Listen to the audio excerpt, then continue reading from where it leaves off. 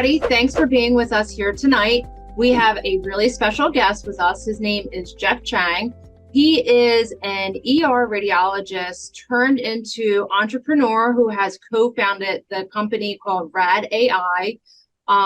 He was working with the company of Greensboro, he was working for Greensboro Radiology and has transitioned from about 2020 into this new company that himself and Dr. Gerson have developed. So, Jeff, thanks so much for being with us today.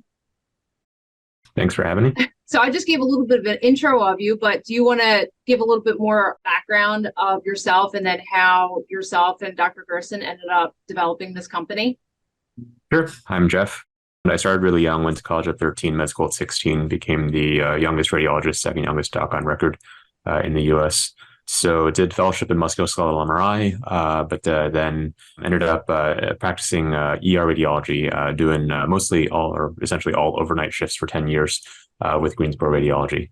I did that mostly to have more time to be able to explore other areas. So I found a really part-time role so that allowed me to just do overnight shifts that I could then go to business school, do some graduate work in machine learning.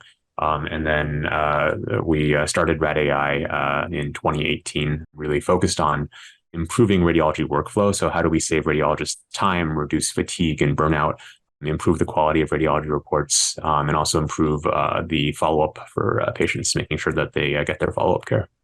Yeah. So one, we need to touch on a bunch of different stuff that you just talked about. One, the fact that you became a doctor when you were 16, I'm sure like everyone that you ever tell that, their mouth just drops. I don't know if you remember from back in the 90s, the TV show Doogie Howser MD, but I always try to go on whoever I'm having on the show as a guest. I like to go in and do a little, background to see who I'll be speaking with. And as soon as I heard you say like 13 and 16, Doogie Howser totally popped into my mind. So, and then also too, you doing overnight shifts as a radiologist. So what type of like shift work was that for you? Is that like a normal, like a 7P to 7A type, how like almost like a nurse would work? Yeah, it was 9 p.m. to 7 a.m. So I would fly to North Carolina for 1, 2, or occasionally 3 weeks at a time and just do 7 nights, 14 nights, 21 nights in a row. And it was moderately busy. So generally probably average somewhere between 150, 200 studies a night. Wow. I mean, yeah. I can understand why you would want to develop a company like what you did. I mean, was it solely just yourself or did you have anyone else reading with you? Oh, I mean, we usually had more than one person covering overnight. It depended. So when I first started, Greensboro Radiology was only about 30 rads. And so I was the first overnight hire. And so for, I think like 6 hours of that time each night, I was on my own. But then after that, over time, we hired more people because the group got larger. There was more coverage and so on. So then when you're working that overnight shift, you were solely based, like you said, like ER radiology, like mostly just reading whatever, like CAT scans and like pretty much like x-rays. And I know like usually sometimes they might do like a stat ultrasound, but I feel like those are probably your 3 modalities that are being read at that time of night. Would you have to read anything from that was like left over from the day that maybe the radiologist hadn't gotten to? If there was stuff that needed to be caught up, especially like outpatient imaging that sometimes the group had a lot of extra volume to read. So mostly ED, CTs, X-rays, ultrasound, but then also some inpatient stats and so on. Very rare MRIs. Yeah. So from working in that type of environment where you were reading so much, is that where everything started churning, like there has to be a better way to this so that, we're not having so much on our plate? I think for me, it was, I gradually became interested in building more of a technical background. So I went to Dev Bootcamp for Ruby on Rails JavaScript in San Francisco. That's where my co-founder and I met. And then went to University of Edinburgh to do some graduate work in machine learning. And I think from there, kind of figured out that we could apply AI machine learning to radiology to help radiologists. But our focus has always been on reducing fatigue and burnout, on saving radiologists time.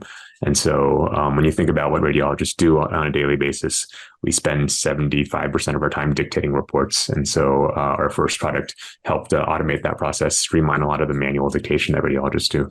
So save about an hour per 9-hour shift. Okay. So your company, I spoke to someone like a week or so ago who was an AI company as well, but their technology or platform was different than I feel like what your website is showing. So theirs was talking about, they're looking at an image and spotting something that maybe a radiologist might not pick up on. Whereas yours is kind of completely different. It's actually, I mean, that one is like helping with the report, but yours is almost, like you said, generating a whole report. Now, is this being based off of what they would normally dictate? So it's almost like there's already a reference there for the AI to pull from. Yeah, so we're not doing interpretation at all. We're purely on the operational side for radiology. Most AI companies in the space are working on the imaging side, which requires FDA clearance. For us, we're actually purely doing text. So based on what the radiologist has already said, based on what they've already seen, and they dictate out what they see, and then we use that text to generate just the impression was our first product. So the summarization conclusions of the radiologist. And so from the 21st Century Cures Act, the FDA determined that that's not considered a medical device anymore. It's much more straightforward. But also at the same time, it's a very difficult thing to do well because you have to be customized to each individual radiologist's language. Because radiologists do care a lot about their language. It's part of what we consider the art of radiology, especially the impression section. What's your radiology language? Is there like certain terms that you use that you feel like you use more or that you used to use in the past? I tend to be more systematic about language in radiology reports than most. But I mean, at this point, having seen reports from thousands and thousands of radiologists, you see such huge variety across every radiologist. It just depends on where we've been trained, what we got used to, and kind of changes over time as well. Do you find like different regions of like, say, like the United States use different verbiage? No, I would say it's mostly dependent on where you trained. So specific radiologist attendings that you had in your training program, but then also kind of picking up habits from other, whether your other group partners or other people that you've worked with. We usually are a combination of all the different radiologists that we've worked with in the past. So. Okay. All right. Yeah. So you're like a melting pot of it. Yeah. So I would say most radiologists tend to pick things up from their training programs and from specific radiologists that they work with and attendings that train them and so on. And that usually explains kind of all of our different habits or many of our different habits. All right. So the automated generated report, is it like the radiologist is, they do partial of the dictation and then the technology finishes out, like you said, like the summary or what the impression is at the end? Okay. Exactly. Yeah. Oh, that's awesome. That makes sense now. I was like trying to exactly figure it out. So like the doctor's actually sitting there reading, they're looking through the whole entire imaging. Say if they're looking at a chest x-ray, they're looking at the lungs, the heart, they're actually, addressing each one, but they don't have to sit there and do the final portion of what the impression is. Or for someone who isn't familiar with radiology reports, it's basically like the summary of what has been said inside that report. Correct? Yes. Okay. Yeah. So generally we find it reduces the number of words that a radiologist has to say by about a third every day. And of course, gives a bit of a cognitive break. So it helps reduce fatigue and burnout.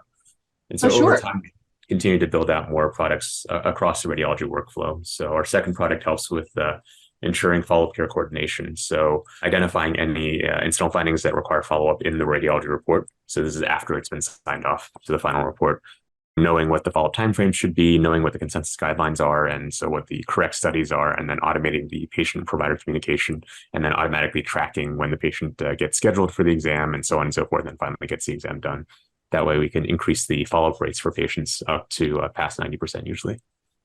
So the report then can automatically figure that out based off of what the impression was. Oh, no, just based on anything that was mentioned in the report that for a recommendation. Essentially, we can also pick up on incidental findings or significant incidental findings like potential cancers that didn't have a recommendation, but we usually default to whatever the radiologist said, right? So whenever the radiologist recommended some sort of follow-up procedure, we can automatically pick up on that.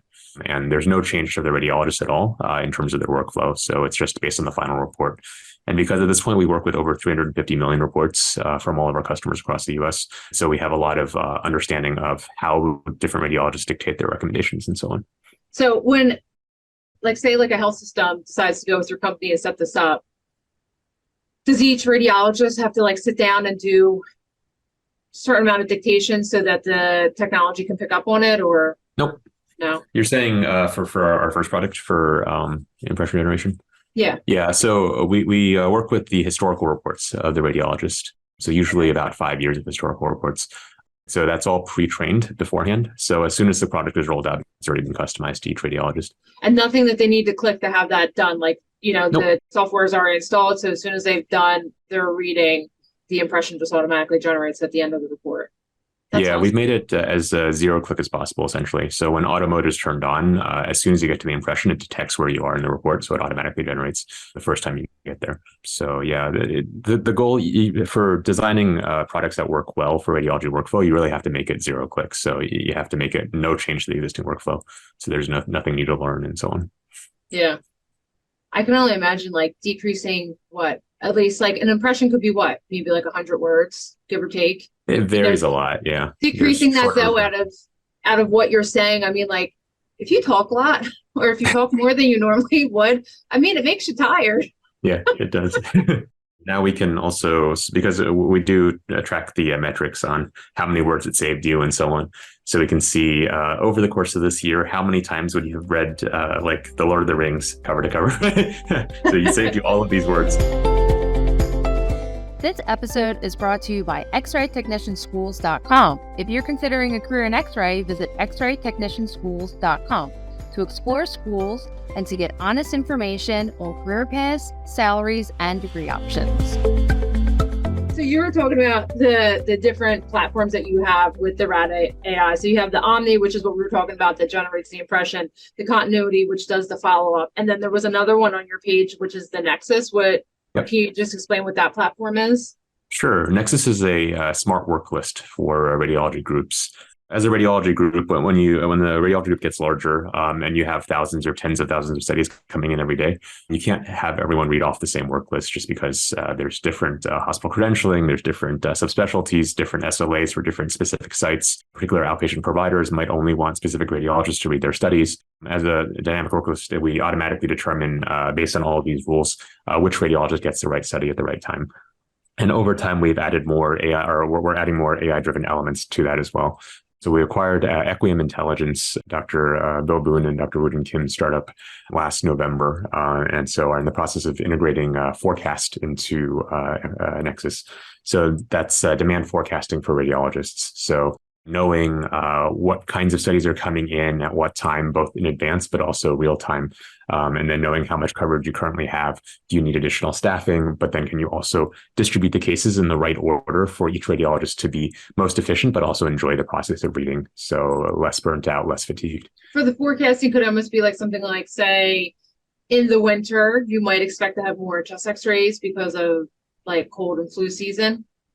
Yeah, so for a Or specific am I day of the week and with that? specific day of the month, based on weather patterns, based on your historical trends, knowing what study mix is going to be coming in each day, most likely.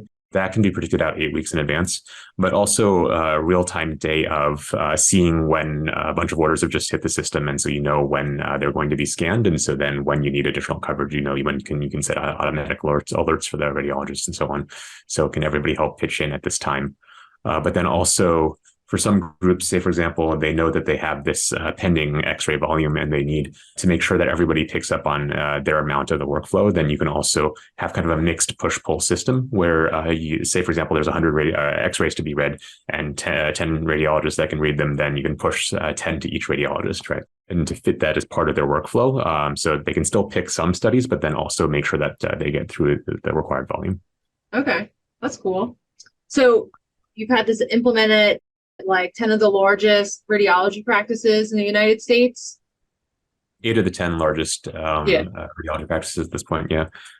We work with over 100 radiology practices, health systems across the country now, in use by radiology groups, health systems that comprise just over 30% of all medical imaging in the US. So does your like alma mater of Greensboro Radiology, do they use Rad AI? Yep. Yeah. Yeah, so they also use Rad AI. They're part of RP now. To bring this on when you were developing it, did you have to go to different, not to say use someone as a guinea pig, because that sounds really wrong. So you were a radiologist, say at Greensboro Radiology, did you go to them and say, would you mind if we tested out this Yeah, software at the here? very Did you move beginning, into that? before it was ready, to expand more broadly, I was the first user and tester, and seeing how well it worked and so on and so forth. And we made a lot of fixes and improvements over time. The thing about our product is that it always has a radiologist to review. So it's never the AI result that goes out directly, right? The radiologist is always reviewing the result and making their changes. There's always that final check by the radiologist. Sure. Yeah. I mean, definitely has to have like a checks and balances, with anything like that, especially in terms of like healthcare. So on your team that you have developing this like software, yourself as a radiologist, obviously, do you have other radiologists that have been with you developing the technology or the software? Yeah, the number of radiologists on our team has actually grown significantly over time. At this point, I mentioned Equium Intelligence, which we acquired in November. Dr. Bill Boone and Dr. Woojin Kim both joined the executive team as CMO and CMIO. So we actually have three really well-known radiologists now that are on the executive team. They were both co-CMIOs of Nuance for several years before they started their own startup again, Equium. Do you think that with the implementation of this type of software within like different healthcare systems, obviously it changes the workflow for the radiologist, but do you think it affects anywhere else within like the radiology department? Does it help at all, say like the technologists who are performing the exams? Yeah, so one of the things that Equium was working on was optimization of technologist schedules. So that was a separate product within their Resource EQ product. So essentially, when you look at the typical scanner schedule, there are certain studies that will take longer or shorter, or patients may not be there, or so on and so forth. And so you could move those around to fill in gaps, improve utilization for the scanner. But also, one thing that health systems have started requesting from us is whether you can route the technologist in a better way. So say, for example, if you have a health system with, and the technologist has to go do portable ICU films, then knowing all the studies that need to be done in a certain area before they have to kind of move around the hospital, and then also knowing when specific stats are coming in, so that there's a better alerting of that. So being able to reprioritize the scanner accordingly, and then finally also being able to provide a list of this is the schedule and the order in which your patients will be gotten to, so that nurses won't keep calling technologists about pending orders. That last part is not something that we built yet, but it's likely something that we'll be working on over the next year or so. Do you feel like you met any challenges along your journey of building this software? There's been lots of ups and downs over the years. So part of running a startup, especially when it's smaller, is you hit upon existential threats throughout the course of early startup life. So any single day can have very high ups and very low lows. I think as the company's gotten larger, that becomes less of the case, right? So at this point, the company is significantly larger, and we have employees in like 23 states. So it's pretty spread out now. Early on, there were definitely a lot of Sure. Different types of worries. A lot of it really comes down to having the right people on the team, right? So hiring is one of the most important things for startups. Even one really great person can change your culture for the better and make your team far more productive and efficient. And then one bad person or the wrong person for the company can completely change the culture as well. So yeah, and they might not be like bad. I mean, so people aren't good or bad overall. They're more like not right for your particular culture. Yeah, you have to find people that are a good mutual fit. Or maybe not even a right fit for the position that they were originally hired for. Sure. So speaking of that, people that you hire, are there certain background that you look for in the people that you hire? Are you looking not solely, but like maybe specifically for people who are mostly have a computer background, computer technology, or obviously you said you do have radiologists who are on board on your team, but I guess depending on what your position is hiring. It's across the board. I would say right now, so Rad AI is still more than half engineering, and we can always use additional engineering development talent. So we are currently looking for full stack developers as well as other engineers, machine learning engineers, so on and so forth. We're also hiring on the customer success side, so making sure that we have strong customer support and customer success managers. and to some extent on health system sales and strategic partnerships. Some roles on the operations side as well. So there's a lot of different available. So different types of candidates for each of those. So you said the forecasting is something that you're in the midst of developing. Are there any other ideas that you have out there on the table that for the future that you're looking to develop? So we have an additional product that is being announced later this year, and then further products beyond that that we're working on. So yeah, very much so mostly just centered around the radiology workflow. So how do we provide it or streamline it further? How do we provide radiologists more time savings and kind of expand beyond the radiologist? How do we help technologists as well, and so on and so forth? Still a lot of different ideas, and it's all a question of prioritization, right? So there's only a limited number of things that you can work on given the size of the team and the specific needs of the market. Do you ever get any feedback or critique from the different radiologists that use the program, and do you take that into consideration in terms of further development? Yep. Yeah. So in our Omni application, for example, after every case, you can get an optional feedback window where you can write a comment and give it a thumbs up, thumbs down. It's completely optional, but if you do, that's also the fastest way for us to make changes. So we have a customer success team that reviews all of that, the comment feedback every day, including both customer success managers and also radiologists on our team. And then you can also submit support requests directly through that, or new feedback for new feature ideas and so on. And also can request a response directly from the customer success team. Let's focus on you for the last couple of minutes that we have here. You're in the hot seat. First, let's start. What's your favorite modality? Do you like X-ray, MRI, CAT scan, ultrasound? Having done 10 years of ER radiology, X-rays, CTs are all very straightforward, or tend to be, especially ED, overnight type volume. I would say getting a knee MR is still fun because I did my fellowship in musculoskeletal MRI. It feels like a change of pace more than anything else. And because in fellowship, we did far more knees than any other joint. So it's also something kind of that feels very familiar. Okay, so you like knee MRIs. If you had to choose an X-ray study, what would you choose? Maybe a knee X-ray or a chest X-ray. Okay. Yeah. How about a CAT chest scan? Just has more variety and complexity than most other types of radiographs in terms of variety of findings and diagnoses. Knees, just because there's all these different interesting pathologies, and most of the fractures are not as subtle as might be seen on like ankles or something. Mm-hmm. So in your years of being an overnight ER radiologist, is there anything that ever stood out to you from memory? Like, that was a crazy case, or that was something crazy that I read? Of course, you see a lot of different things over the years. There's never any shortage, of course, of things inside people's bodies that they inserted. Very true. Very true. Aside from that, I mean... Is your hospital a trauma hospital? Yeah, it was a level 2 trauma center. Level 2? Yep. Okay. So yeah, we had our lots and lots of motor vehicle accidents more than anything else, I'd say. Gunshot wounds. And Greensboro is that by like Charlotte? I hate to say. No, it's about an hour and a half from Charlotte. So it's just over halfway between Charlotte and Raleigh-Durham. And that's crazy. So you would commute from the San Francisco area to Greensboro?